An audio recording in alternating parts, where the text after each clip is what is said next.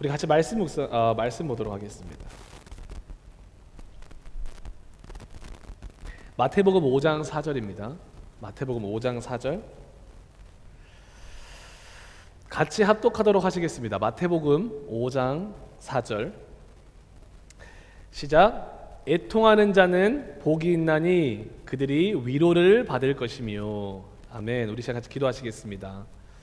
성령 하나님, 이 말씀이 선포되는 이 시간 가운데 모셔드립니다.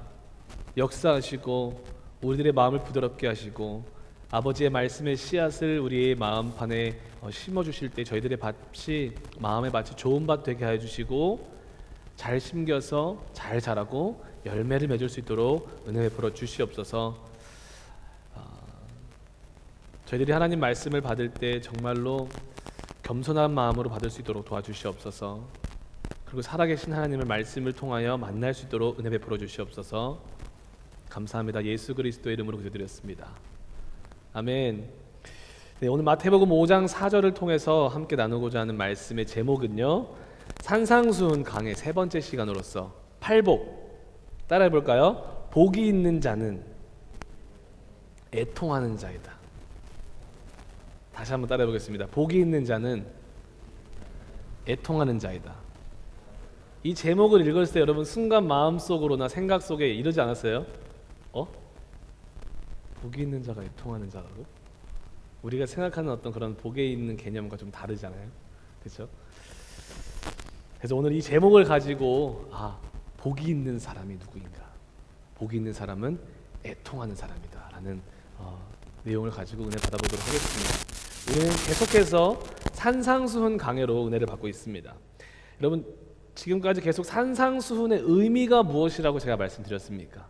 산상수훈의 본질적인 의미는 무엇이냐면 결코 내가 어떠한 복을 받기 위해서 물질적인 복, 내가 원하는 어떤 그런 복을 받기 위해서 윤리적으로 도덕적으로 내가 이렇게 해야 돼, 저렇게 살아야 돼, 이거 해야 되고 저렇게 해야 돼 라고 말하는 것이 산상수훈이 아니라는 것입니다.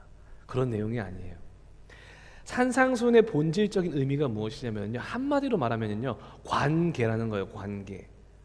우리가 사람과의 관계에서도요, 그 어떤 사람과 관계가 딱 세팅되면은 그에 따른 라이프 스타일이 나오게 되어 있는. 산상수훈의 본질적 의미는 바로 하나님과의 관계인 것입니다. 하나님과의 관계가 회복된 참된 성도들은 어떤 가치관과 어떤 삶의 기준으로 살아가는가라는 것입니다. 이스라엘 민족을 하나님께서 애굽에서 구원하여 내셨습니다. 그리고 하나님의 이제 백성답게 살 수 있도록 신의 산으로 인도하신 다음에 무엇을 주십니까? 하나님의 법을 주십니다. 율법, 십계명을 주시는 것처럼 산상수훈의 말씀도 동일한 이유와 목적을 가지고 있습니다. 예수 그리스도와 연합된 성도들이 이제는 거룩한 성민답게 어떤 세계관으로 내가 살아가야 되는가, 어떤 가치관으로 살아가야 되는가, 어떤 삶의 기준으로 살아가야 되는지를 우리들에게 말씀해 주고 있는 것이 산상수훈이라는 것입니다. 그렇게 산상수훈은 구원받은 우리들의 변화된 삶을 강조하고 있는 거예요. 여러분 변화받고 계십니까? 아멘. 전 저희 교회를 보면서 감사한 것 같아요. 하나씩 변화되는 그 모습이. 구원을 받기 위한 행위가 아니에요. 구원을 받기 위해 내가 이거 하고 저거 해야 돼가 아닙니다. 산상수훈은 우리가 받은 은혜를, 우리가 은혜로 받은 그 구원을 전제로 하고 나서의 변화되는 삶을 가리키고 있는 거예요. 산상수훈은. 아멘. 이것이 바뀌면은요 큰일 납니다. 여러분 정말 예수님을 만난 그 신앙생활을 한마디로 표현할 수 있을까? 라는 질문 앞에서 저는 생각해보고 이렇게 답을 내렸어요. 제 스스로에게. 정말 신앙생활은 한마디로 표현하면 신기하다 였어요. 저한테는 신비롭다 였어요. 왜 그러냐면 변하기 때문에. 내가 제 스스로가 하나님 앞에 나를 봤을 때 정말 예수 그리스도를 만나고 내가 변하니까 내가 변할 것 같지 않았던 나의 성품, 나의 언어, 나의 모든 가치관과 세계관들이 예수님을 만나는 그 순간 단숨에 변하는 거예요. 그리고 그 순간만 변하는 것이 아니라 예수님을 모시고 사는 그 하루하루 속에서 내 감정과 내 생각은 어떠한 방향을 죄성을 향하여 가고 있는데 예수님이 느껴지는 그 순간, 예수님이 그 내 삶 속에 통치하시는 순간 변하는 거예요. 내 마음이. 내 의도와 상관없게 여러분, 혹시 여러분들 기도 가운데 하나님이 내 마음과 생각을 주장해 주시는 거 느껴본 적 있으십니까? 있으실 거예요. 그런 변화들이 느껴지기 때문에 신앙은 진짜 살아있는 믿음의 신앙은 신기하다라고 저는 이제 정의를 하고 싶은 거였어요. 그런데 일주일에 한 번 주일에 왔다가 도장 찍고 평일에는 세상과 똑같이 사는 그런 기독교인들은요, 그런 크리스천들에게는요, 신앙생활이 절대로 신기하지 않습니다. 왜냐하면 변하지 않기 때문에 그래요. 변화가 없기 때문에 그렇습니다. 그런 삶을 오히려 성경은 뭐라고 말하고 있냐면, 성경이 말하고 있는 게 아니라 신학적인 단어로 표현하면은 이신론적 신앙이라고 우리는 말하죠. 분리되어 있는 신앙인 거죠. 창조주 하나님을 내가 믿는데, 지적으로는 믿는데 성경에 계시된 그리스도가 중심된 신앙이 아닌 거예요. 우리 삶 속에. 다시 말하면 왕 되신 그리스도의 통치와 무관하게 사는 삶, 그런 신앙은 우리가 이렇게 말하는 거예요. 분리된 신앙이다. 이신론적 신앙이다. 근데 진짜 신앙생활은 여러분 그렇지 않아요. 삶과 신앙이 분리될 수가 없습니다. 매일매일의 삶이 정말 주님과 함께 변화되는 삶을 살 수밖에 없다는 거예요. 그것을 말해주는 것이 산상수훈의 내용이에요. 아멘. 산상수훈은 매일의 삶에 진정으로 예수님을 만나서 그분과 동행하는 사람의 삶은 변화된다는 것을 강조하고 있는 거예요. 예수 그리스도의 통치가 내 삶의 모든 영역에 세워지는 그런 삶을 살게 된다는 거예요. 그 사람이 참으로 복된 사람이다라고 말을 하고 있는 거예요. 할렐루야. 그래서 그 산상수훈의 내용으로서 오늘 팔복 두 번째 시간, 애통하는 자는 복이 있나니 저희가 위로를 받을 것이미요 라는 말씀으로 은혜를 나눠보도록 하겠습니다. 오늘 본문을 세 부분으로 나눌 거예요. 첫 번째, 애통은 방향성이다 라는 거예요. 애통 그냥 울고 막 슬퍼하는 게 애통이 아니에요, 여러분. 그렇게 살면 미저블한 사람이죠. 정말 불쌍한 사람이죠. 근데 오늘 본문이 말하고 있는 애통은요, 방향성이라는 것을 나눌 거고요. 두 번째, 애통에는 두 가지 종류가 있다라는 것을 같이 공부할 거고, 세 번째, 애통에는 결과가 있다라는 것을 나눌 거예요. 할렐루야. 첫 번째, 따라해 볼까요? 애통은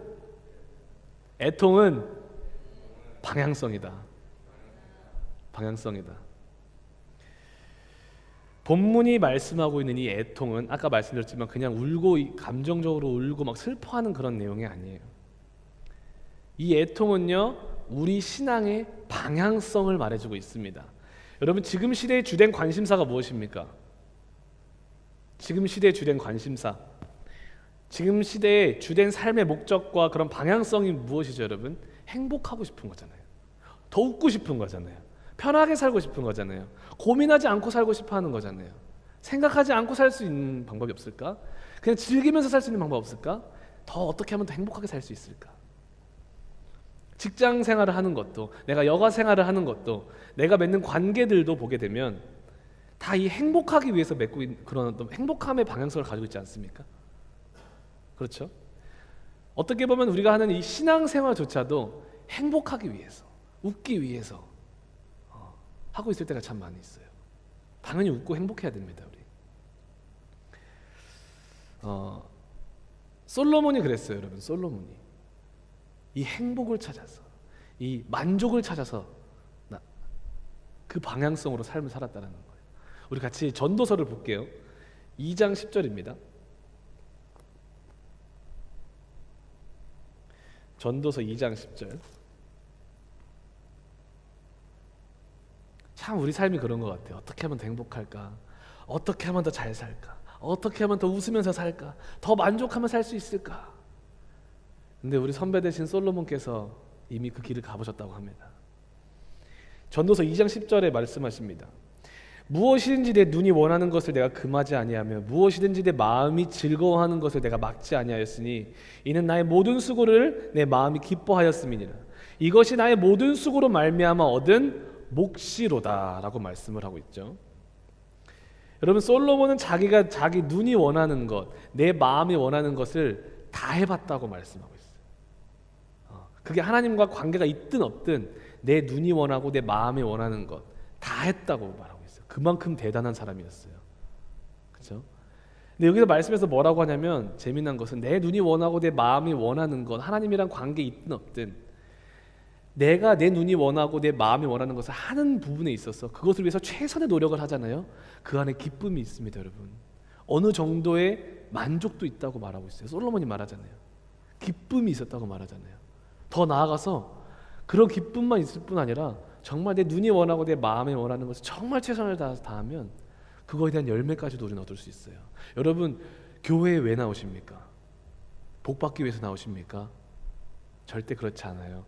여러분, 정말 복 받고 싶으면 교회 안 나와도 돼요. 솔로몬이 말해주고 있잖아요. 세상에서 예수님이랑 아무 관계없이 정말 여러분들의 개인의 삶을 딱 세팅하고 정말 최선을 다해서 일을 하잖아요. 공부도 최선을 다해서 하잖아요. 복 받을 수 있습니다. 부유하게 살 수 있습니다. 왜냐하면 그거에 대한 결과가 반드시 있기 때문에 그래요. 솔로몬이 어떤 일까지 했습니까? 2절에 보게 되면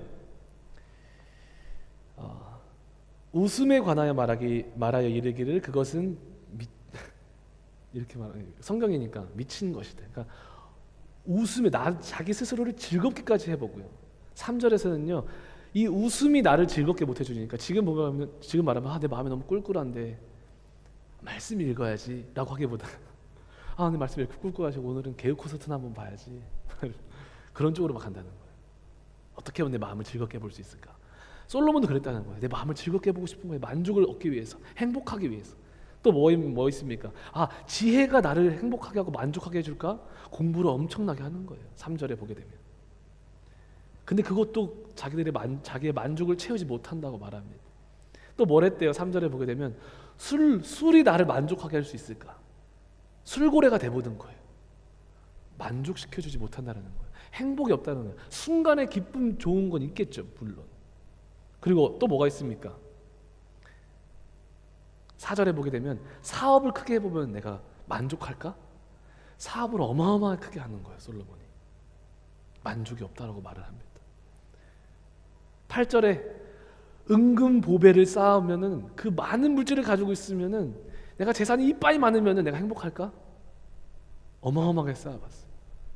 주위에 그 여왕들과 왕들이 와가지고 그 어마어마한 솔로몬의 지혜 때문에 돈을 엄청나게 주는데도 불구하고, 그거를 내 걸로 쌓아두는데도 불구하고 거기서부터 만족이 없는 거예요. 순간의 만족은 있었겠죠.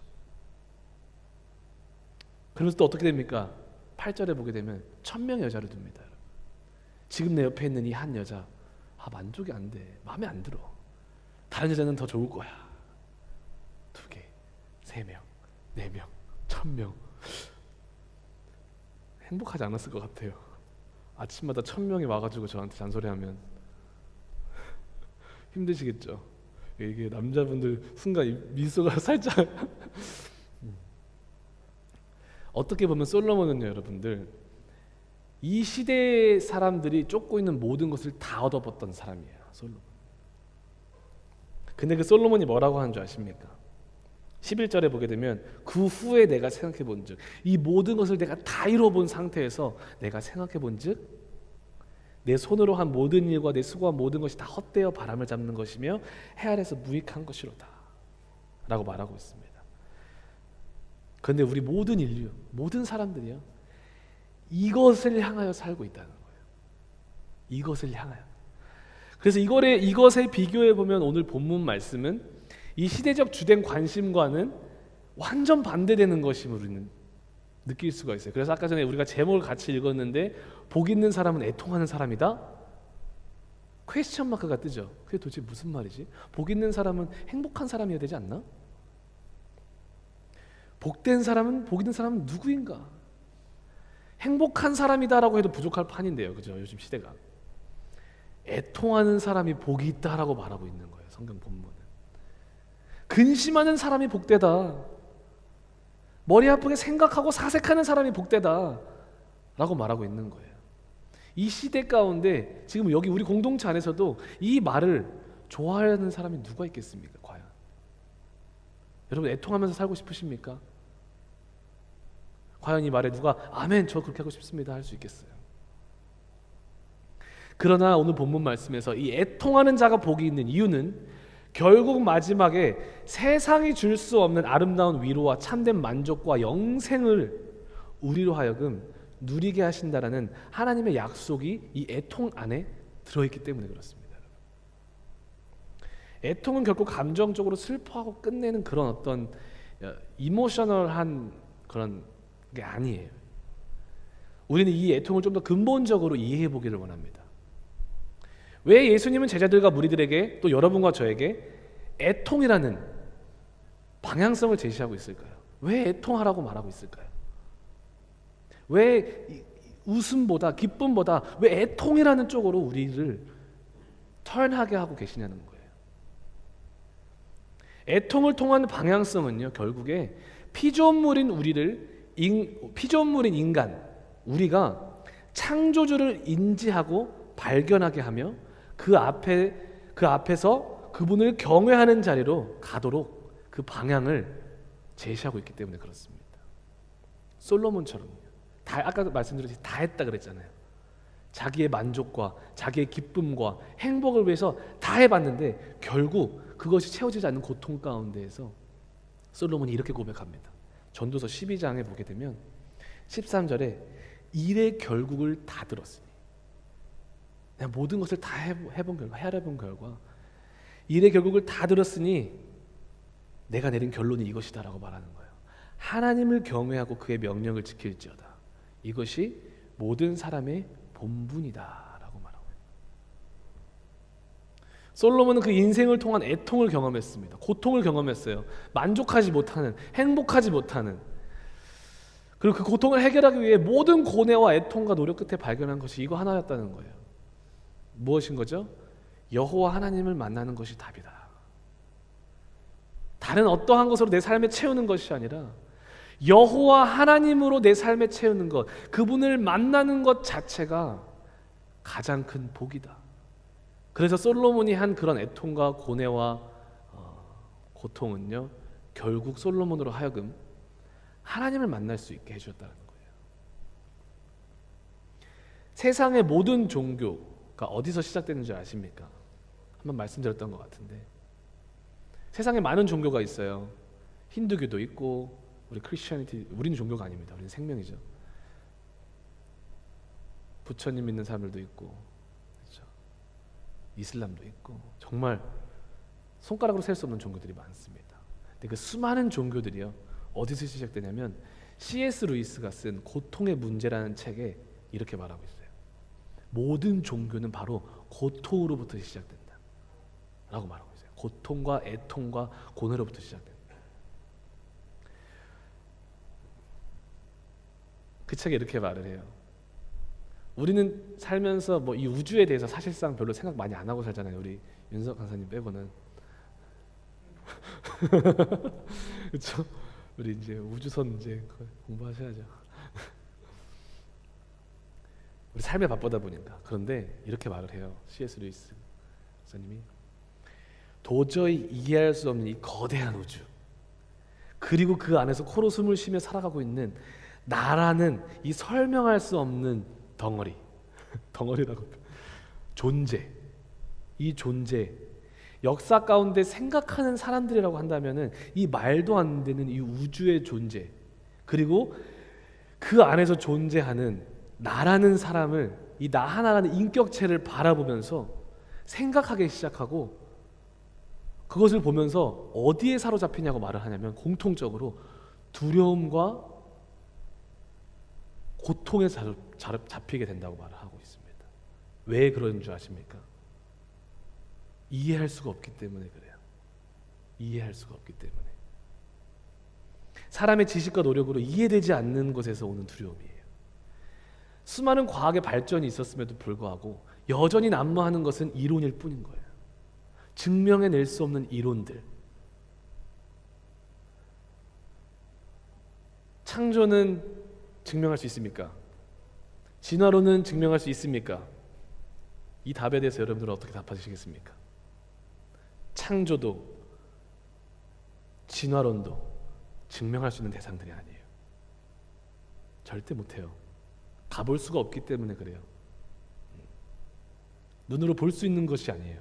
창조도 마찬가지고 진화도 마찬가지고. 그래서 이론들이 난무할 뿐입니다.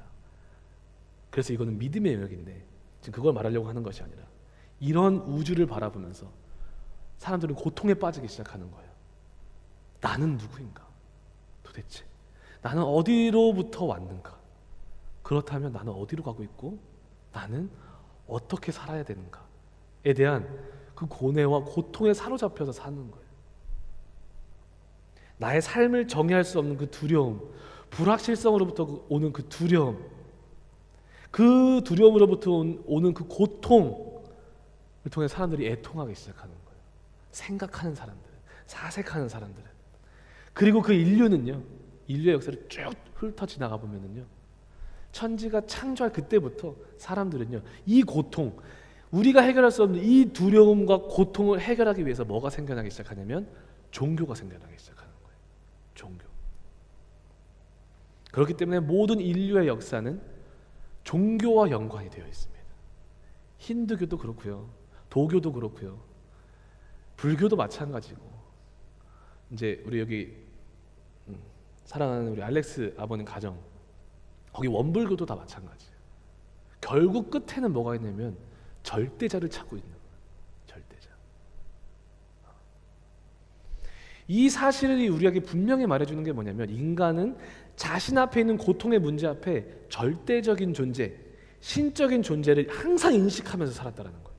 항상. 우리는 하나님으로부터 창조함을 받은 영적인 존재이기 때문에 우리의 본성이, 우리 인간의 본성이, 지금 내가 예수님을 만났든 못 만났든 인간적으로 본성이 신적 절대자를 추구하고 있다는 거예요. 이렇게 말하는 사람이 있어요. 나는 나를 믿어. 그것도 내가 신인 거예요, 여러분. 내가 누군가를 의지하는 대상이 나라는 거예요. 그게 우리의 본성이라는 것입니다. 그러나 하나님과 멀어진 인간, 이런 신적, 영적인 절대자의 존재를 찾고 인식하고 그분을 의지하고자 하는 본성이 있음에도 죄로 인해서 멀어진 인간은 하나님 외에 다른 우상들을 만들기 시작하는 거예요. 오늘 아침에 네타 목사님 말씀하셨잖아요. 이사야 선지자 말씀을 가지고 사람들이 하나님을 리멤버 하기보다, 기억하기보다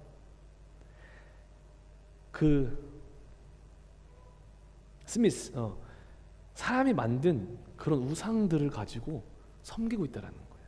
하나님을 기억하지 못하고.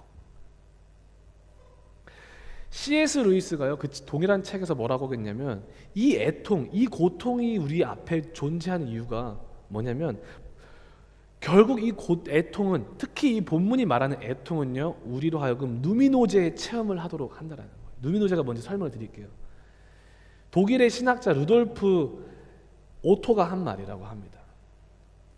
이런 의미를 가지고 있어요. 피조물인 인간이 거룩한 존재 앞에 섰을 때 자신이 진실로 피조물임을 존재론적으로 통감하는, 감정적으로, 미학적으로, 직관적 체험하는 그 하나님을 내 삶에서 진짜 그 영적인 절대적인 존재를, 우리는 그분이 하나님이시잖아요. 유일한 하나님이잖아요.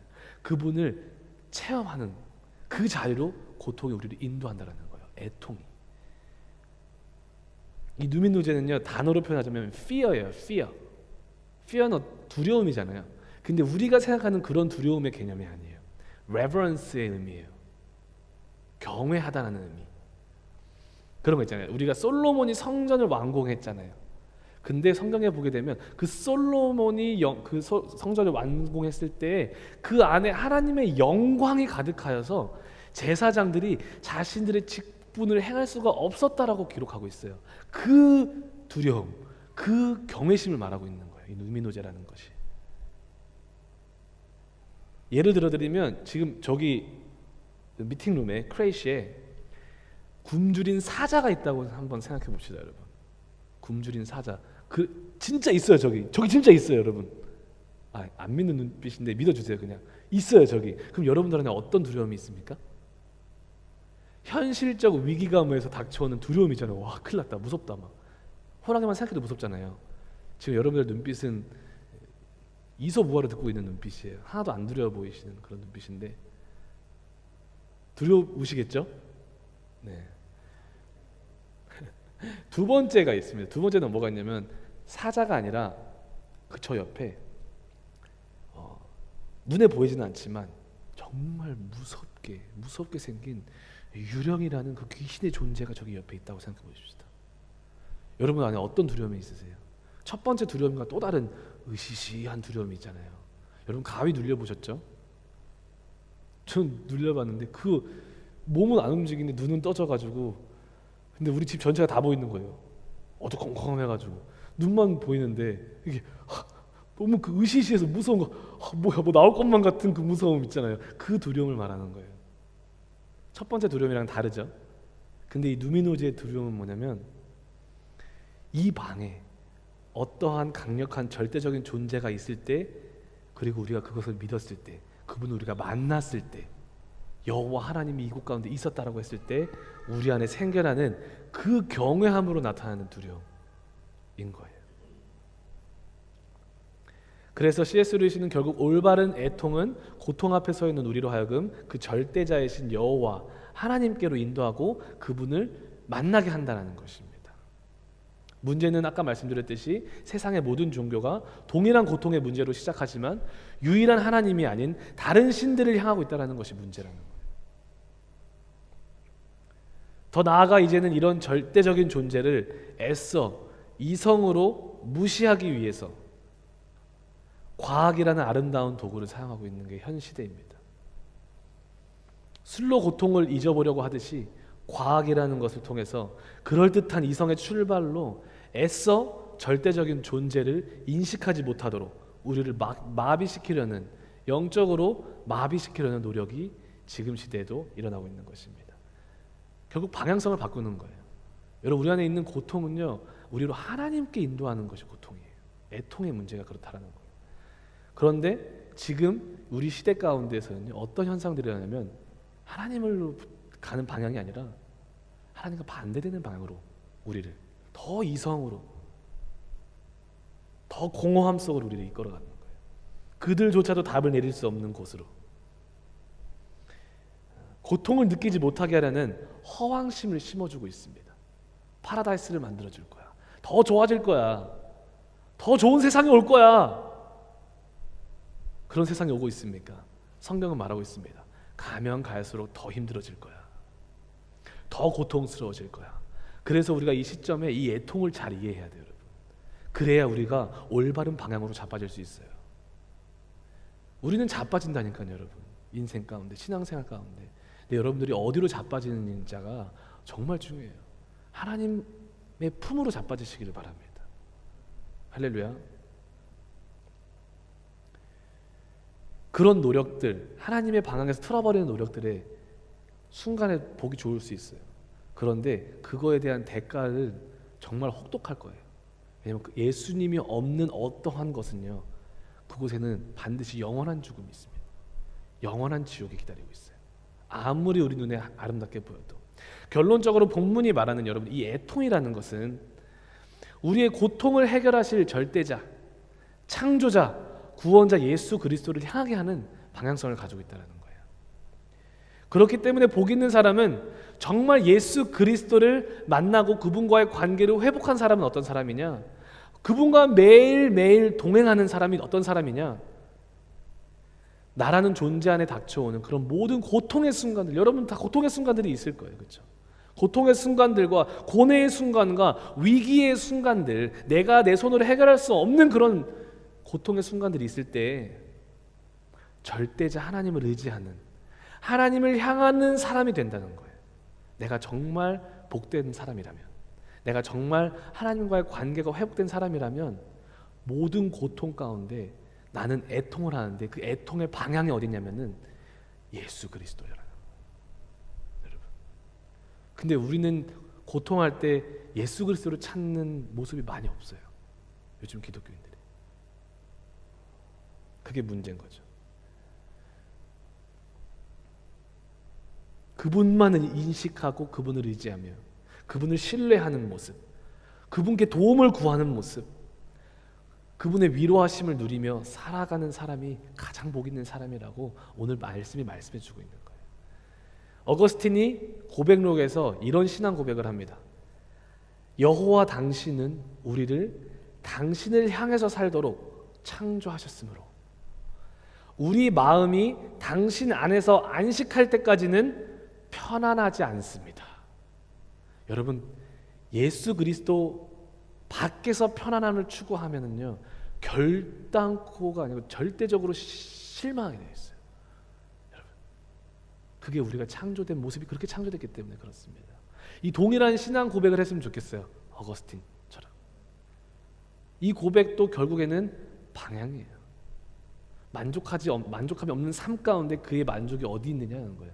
그 애통함과 고통 가운데 그는 어디를 바라보고 있냐는 거예요. 예수 그리스도, 여호와 하나님을 바라보고 있었다는 거예요. 본문의 애통은 결국 하나님을 향한 우리의 방향성이에요. 하지만 성경은 하나님을 향하지 않은 애통도 있다고 말을 합니다. 우리가 고통을 하고 고뇌를 하는데, 근심을 하는데 하나님을 향한 고통이 있지, 고뇌가 있고 애통이 있는 반면에 또한 하나님을 향하지 않는 애통도 있다는 거예요. 그거를 조심하라고 성경은 말하고 있어요. 애통의 두 가지 종류가 있습니다. 첫 번째, 세상적 애통이 있어요. 두 번째, 영적인 애통이 있어요. 다른 말로 하나님의 뜻대로 하는 애통이 있어요. 결국 방향성이에요. 여러분. 예수님은 세상적인 애통을 하지 말라고 말씀하고 계시죠. 마태복음 6장에 보게 되면 이런 말씀이 있습니다. 이것도 이제 강해를 하면서 쭉 배울 내용이지만 6장에 보게 되면 이런 말씀이 있어요. 31절에 보게 되면 33절까지 그러므로 염려하여 이르기를 무엇을 먹을까 무엇을 마실까 무엇을 입을까 하지 말라. 이는 다 이방인들이 구하는 것이라. 너희 하늘 아버지께서 이 모든 것이 너희에게 있어야 할 줄을 아시느니라. 이 말 정말 믿으십니까 여러분? 하늘 아버지께서 이 모든 것이 여러분들에게 필요하다라는 것을 이미 알고 계시다라는 것을 여러분 믿으십니까? 아멘. 근데 우리 여전히 애통하잖아요. 안 믿는 것처럼. 그렇지 않나요? 그런즉 너희는 먼저 그의 나라와 그의 의를 구하라. 그리하면 이 모든 것을 너희에게 더하시리라. 세상적인 애통은요, 이 육신 껍데기 안에 삶은 우리의 삶에 집중하게 만드는 애통이에요. 무엇을 먹을까? 무엇을 마실까? 무엇을 입을까? 어떻게 하면 잘 살까? 다 이 땅에 속한 애통이에요. 그러나 성도라면, 복 있는 사람, 성도들은 이런 쪽으로 애통하라고 부르심을 받은 존재가 아니라고 말씀하고 있습니다. 성도는 구별된 사람이라고 말씀합니다.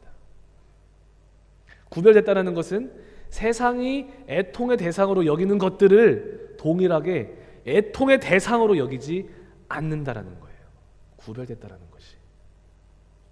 그리고 그것이 내가 정말 복 있는 사람이라는 확실한 증거가 될 수 있는 거예요. 이해되셨습니까?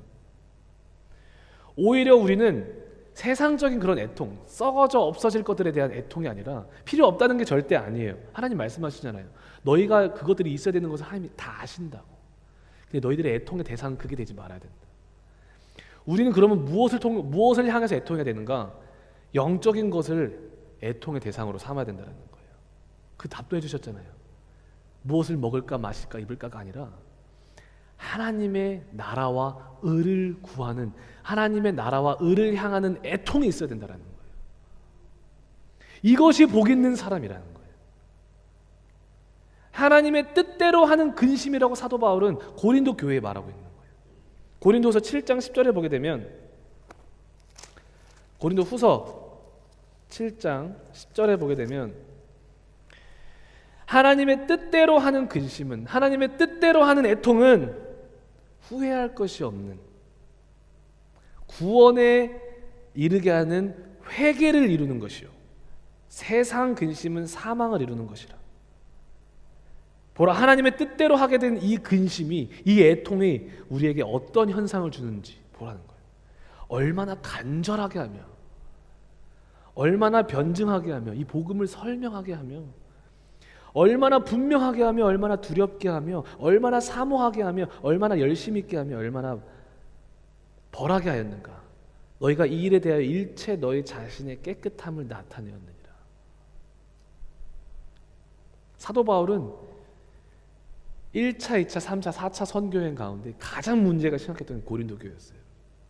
고린도 교회가 정말 제일 말을 안 들었어요. 제일 타락하고. 그 탈도 많고 말도 많던 고린도 교인들이 그 사도 바울의 그 애타는 기도와 사역과 그 사랑을 통해서, 또 권면을 통해서 그 교인들이 드디어 세상의 것들을 향한 애통이 아니라 하나님의 뜻대로 하는 애통을 하는 모습을 보면서 기뻐하고 있는 거예요. 여러분, 하나님의 뜻대로 하는 근심이 무엇입니까? 방금 읽은 말씀에 의거하면 우리의 죄에 대한 애통을 말하고 있는 거예요. 하나님이 정말 기뻐하는 근심은, 하나님이 정말 기뻐하는 애통은 무엇이냐? 내 죄를 향해서 애통하는 거예요.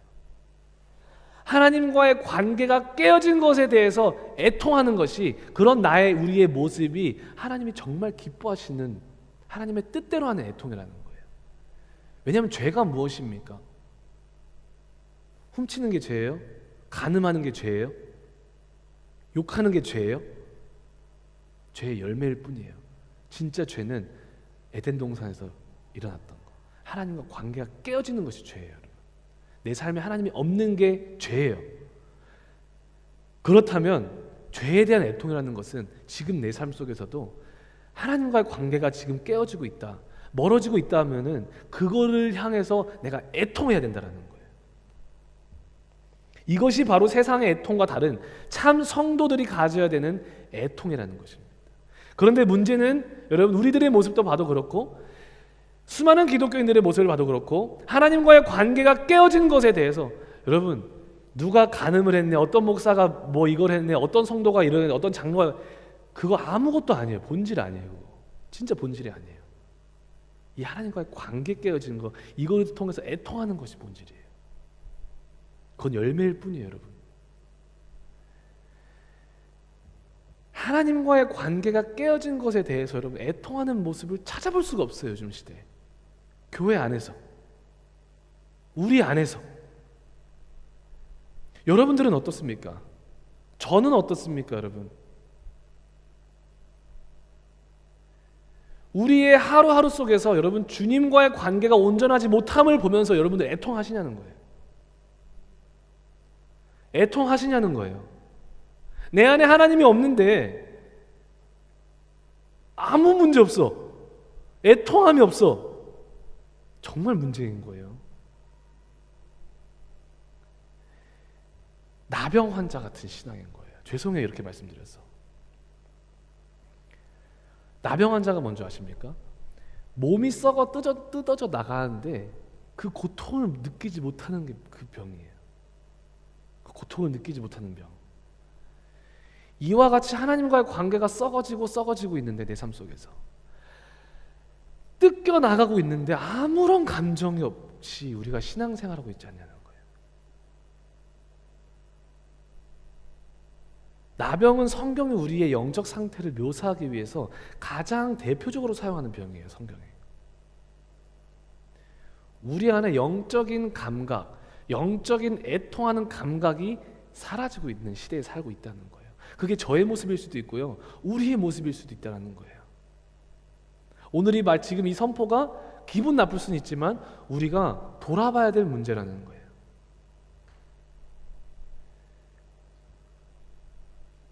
하루 기도 좀 안 하면 어때? 타협할 문제가 아니에요, 여러분.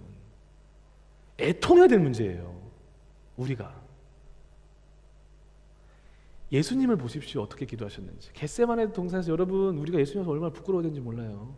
여러분과 저를 살리시기 위해서 땀방울이 핏방울처럼 떨어지듯이 기도를 하셨어요. 자기를 위해서가 아니라 여러분과 저를 위해서요. 그리고 예수님은 자기 사역 가운데 기도를 타협한 적이 없으세요. 수천 명의 사람들이 왔어요. 몰려들어와요 자기한테. 근데 예수님의 기도 시간이 딱 됐잖아요. 다 돌려보내는 거예요. 우리는 이렇게 생각했어요. 아, 예수님 어떻게 그럴 수 있어요? 지금 완전 사역의 순간인데 한 명이라도 더 구원하셔야죠. 예수님에는 그게 중요한 게 아니었어요. 더 중요한 게 기도하는 거였어요. 타협하지 않았어요. 하루 말씀 안 읽으면 좀 어때? 타협할 문제가 아니라니까요. 눈물 흘리면서 애통해야 되는 거예요.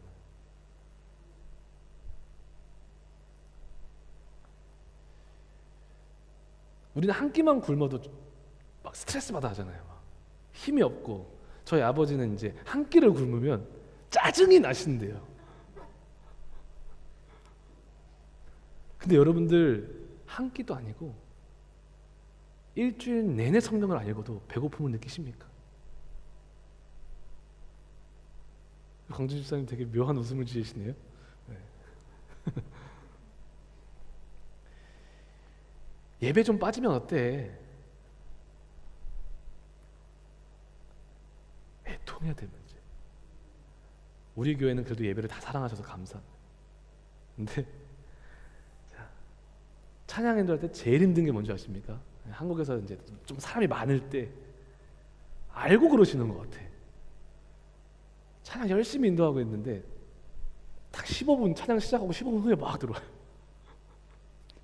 그러면 분위기 다 깨져요 진짜. 거기에 무슨 하나님을 사랑하는 마음이 있어요. 기도에 좀 늦으면, 예배 좀 늦으면 어때? 근데 그거 아세요 여러분? 제가 예전에 제가 돈이 너무 없었어요. 혜린 사모님한테 선물을 하고 싶었어. 근데 마이클 힐즈에 혜린 사모한테 선물해주고 싶었는데 마이클 힐즈에서 파격 세일을 했습니다. 정확한 가격이 기억이 안 나요. 그날에 그게 한 몇백 불짜리였던 것 같아. 반지였어요. 한 500불 정도 했겠죠? 근데 그날만큼은 한정 판매로 아침 8시 오픈할 때 딱 2개만 판다는 거야. 얼마에? 10불에. 와우. 어마어마하죠. 저 어떻게 했는지 아십니까 여러분? 저 몇 시에 거기 가 있었게요? 여러분 그 골드코스트의 오스트레일리아 페어 거기 안에는 마이클 힐즈였습니다. 장소 알려드릴게요.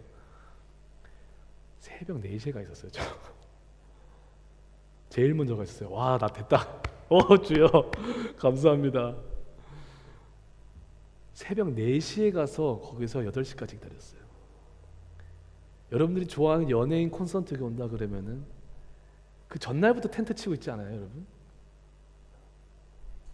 그런데 예배는 10분이고 20분이고 늦어도 상관없나 봐요. 애통해야 될 문제 여러분. 관계의 문제 여러분. 관계. 예배 좀 은혜 못 받고 한 주 넘어가면 어때? 죽어라 애통해야 될 문제입니다 여러분. 우리가 이런 부분에서 뭐 저렇게까지 해야 되나 이렇게 말할 수 있지만 우리가 이렇게까지 애통해야 되는 이유는 이 하나님의 나라와 의에 대한 거, 하나님과의 관계가 부서지고 있는 내 삶 속에서 부서지고 있는 것에서 애통해야 될 이유가 무엇이냐? 하나님과 조금이라도 관계가 멀어지면 애통해야 할 존재로 창조함을 받았기 때문에 그래요 저희가. 그게 우리예요 여러분. 우리는 하나님과 어떻게 하면 더 가까워지고 하나님과의 관계가 더 발전할 수 있을까 고민하고 사색하고 애통해야 되는 것인데 지금 더 온전한 예배를 더 드릴 수 없어서 더 드리지 못해서 애통하는 사람이 지금 어디 있냐는 거예요. 하루라는 시간 속에서 하나님과 가까워지기보다 더 멀어졌다라는 그것 때문에 애통하는 사람이 지금 어디 있냐는 거예요. 너 빛이 얼마고 네 애가 몇이고 지금 네 삶이 이렇고 저렇고 그거나 신경 써. 너무 깊이 들어가지 마. 세상은 그렇게 말하지 않나요? 전 이 말 진짜 많이 들었거든요. 오버하지 마. 아니에요 여러분. 아니에요. 그리스도인은 하나님의 통치가 내 삶의 모든 부분에 온전하지 못하는 것에 애통하는 사람들이 그리스도인이에요. 오늘 본문 말씀이 그 말씀을 하시는 거예요.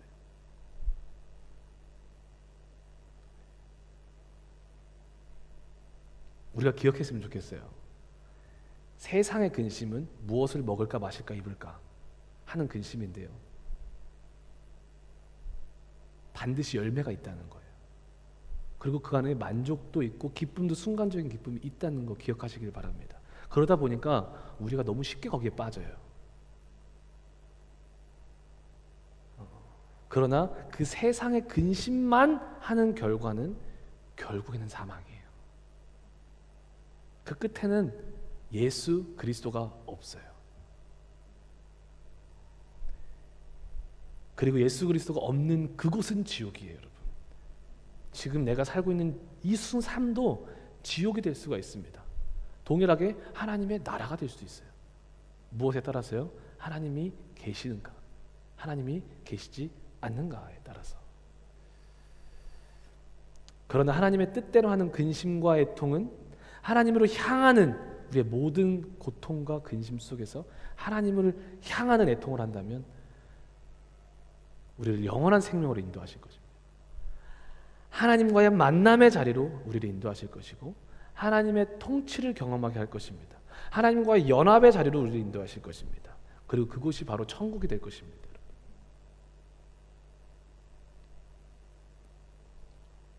마지막 애통의 결과 간단하게 말씀드리도록 하겠습니다. 애통에는 결과가 있습니다. 하나님의 뜻대로 하는 애통의 결과가 있다는 것. 한나 이야기가 있어요. 성경 구절을 찾지는 않겠습니다. 이야기로 말씀드릴게요. 엘가나라는 사람이 두 아내를 가지고 있습니다. 한나가 첫 있고 브닌나라는 아내가 있습니다. 근데 한나는요 아이를 베지 못했어요. 하나님이 그 태에게 아이를 낳을 수 있게 하지 않으셨다. 한나가 아이를 못 낳는 거예요. 근데 브닌나는 순푼순푼 잘 낳아요, 아이를. 그러다 보니까 그 브닌나가 그 한나를 엄청나게 격돌하는 거예요. 저주하는 거예요. 애를 못 낳으니까. 그런데 그 슬퍼하는 한나에게 그 엘가나라 하는 남편이 이렇게 말하는 거예요. 나의 사랑하는 한나, 내가 너를 사랑함이 너무나도 큰데 자기를 향한 나의 이 사랑이 10 아들마보다 덜하겠냐, 더하다라는 거예요.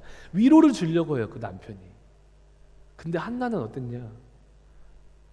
그냥 그렇죠, 맞아요, 남편 사랑이면 충분합니다, 여봉하고 그냥 끝내지 않았다는, 그걸로 만족하지 않았다는.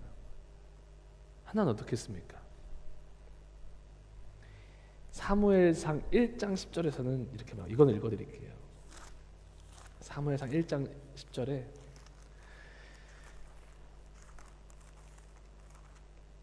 한나가 마음이 괴로워서, 여전히 그런 위로를 받았음에도 불구하고 그것에 만족하지 않았다는 거예요. 한나가 마음이 괴로워서 여호와께 기도하고 통곡하기 시작합니다. 여호와께 기도하고 통곡하기 시작합니다. 그 한나가 가지고 있는 고통과 애통 앞에서 어떻게 합니까? 그 남편의 위로에 그냥 만족해 버립니까? 아니에요. 방향이 정해집니다. 하나님을 향해서 기도하기 시작하는 거예요. 그 이후에 13절 15절 보게 되면 엘리 제사장까지 와가지고 미친년 취급하는 거예요. 네 대낮에 술 먹고 뭐 하는 거냐? 뭐 하는 거야?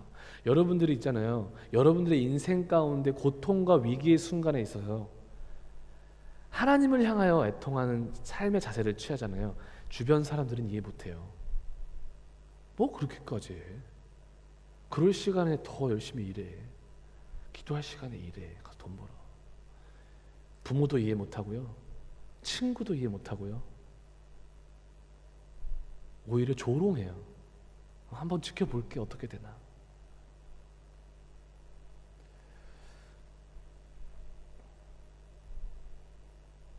그런데 어떻게 됩니까? 결국에 하나님을 향하여 애통한 한나는 19절 20절에 보게 되면 그 아들을 받게 됩니다. 하나님을 하여금 위로를 받게 됩니다. 여호와께서 그를 생각하신지라. 하나님께 애통한 사람은요, 여러분, 이 결과를 얻어요. 하나님이 여러분들과 저를 생각하신다는 거예요. 이것만큼 큰 위로가 있을까요, 우리들에게? 이것만큼 큰 축복이 있을까요, 여러분? 근데 그것뿐만 아니라 그 한나가 정말 필요로 한 그거 아들을 주신다라는 거예요. 한나는요 남편의 그 위로에 그 오퍼에 만족할 수 있었어요. 그 자리에 그냥 있었다면 한나는 절대로 하나님의 위로를 받지 못했을 것입니다. 이 아들을 받지 못했을 거라는 거예요. 한나가 하나님을 향하여 애통하며 기도하며 나아갔을 때 그 고통의 문제에서 한나는 위로를 받고 그가 필요한 것을 받았습니다. 그리고 이런 기도와 이런 찬양을 올려드립니다. 사무엘상 2장 1절부터 2절이죠. 한나가 기도하여 이르기를 내 마음이 여호와로 말미암아 즐거워하여. 아들을 받아서 즐거워하는 게 아니에요. 여호와로 말미암아 즐거워한다. 내 뿔이 여호와로 말미암아 높아졌다. 이 땅에 내가 가지고 있는 것 때문에 높아진 게 아니에요. 그건 썩어질 것들이거든요. 지난 시간에 말씀드렸잖아요. 죽음 앞에 먼지일 뿐이에요. 근데 한나는 뿔이 뭐 때문에 높아졌다 그래요? 여호와. 내 입이 내 원수를 향하여 크게 열렸으니 이는 내가 주의 구원으로 말미암아 기뻐함이니이다. 여호와와 같이 거룩하신 이가 없으니 이는 주밖에 다른 이가 없고 우리 하나님 같은 반석도 없으심이니이다. 이 기도와 이 찬양이 우리의 고백이 되었으면 좋겠습니다. 애통하는 자가 되어서 정말로 우리 인생에 여호와 한 분만이 나의 왕이시고 나의 주인이십니다. 이 위로를 다 받아 누리는 우리가 되기를 소망합니다. 아멘. 마무리하겠습니다. 사랑하는 성도 여러분, 주님께 참된 위로를 받아본 사람은 알아요. 위로 전에 주님 앞에 애통의 자리와 애통의 시간이 있다라는 것을 압니다. 그래서 정말 주님의 위로를 사모하고 경험한 사람은 그 애통의 자리를 피하지 않습니다. 싫어하지 않습니다. 방향을 틀지 않습니다. 오히려 삶의 처절한 문제 앞에서 하나님께 나아가 애통의 자리로 가는 것을 기뻐한다라는 것입니다. 이 사람을 가리켜서 오늘 본문 말씀은 말씀하십니다. 복 있는 사람이다. 아멘. 우리 모두가 이 말씀을 마음판에 새겨서 우리 인생의 어떠한 순간과 상황 속에서도 고통의 문제에서도 누미노제를 체험하시기를 바랍니다. 여호와 하나님을 찾아 만나시기를 바랍니다. 그분의 위로와 그분의 사랑과 그분의 승리를 경험하는 우리 모든 사랑하는 KM 성도 여러분 되시기를 소망합니다. 나의 한숨을 바꾸셨네 찬양하고 기도하고 예배를 마무리하도록 하겠습니다.